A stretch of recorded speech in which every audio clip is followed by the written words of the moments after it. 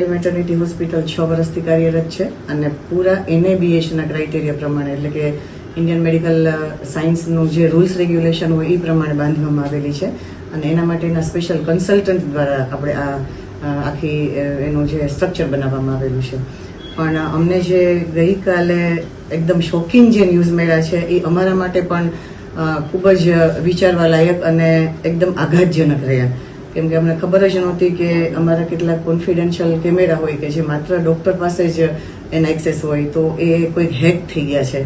અને આ રીતના આખી એની ક્લિપ છે એ વાયરલ થવા લાગી છે. જનરલી પાયલ હોસ્પિટલની અંદર જેટલા બી કેમેરા છે એમાં પેલો એમ એ હોય કે આપણે જે પેશન્ટ હોય એમનું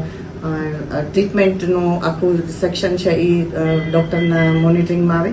અને બીજી વસ્તુ એ હોય છે કે એમના સેફટી માટે પણ આપણે પ્રિકોશન લેતા હોઈએ છીએ.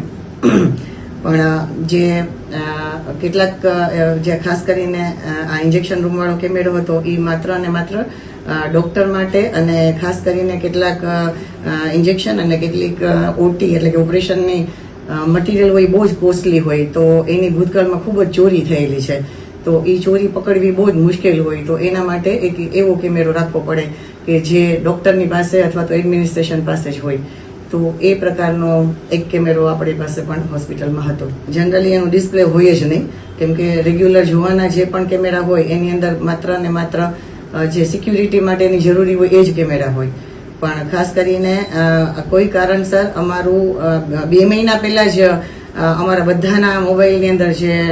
3 ડાયરેક્ટર છે તો એના અને એક એડમિન એના મોબાઈલની અંદર જે કેમેરા તે બંધ થઈ ગયા. તો અમને ડાઉટ ગયો કે કેમ આજે ઓચિંતાના જ બંધ થઈ ગયા, કોઈ કઈ પાસવર્ડ બદલાયો છે તો એમાં પાછું લખાણ આવ્યું કે પાસવર્ડ ચેન્જ. તો તાત્કાલિક અમે જે એજન્સી છે અમારી કે જે CCTV મોનિટરિંગ કરે છે એમને બોલાવી તો એમણે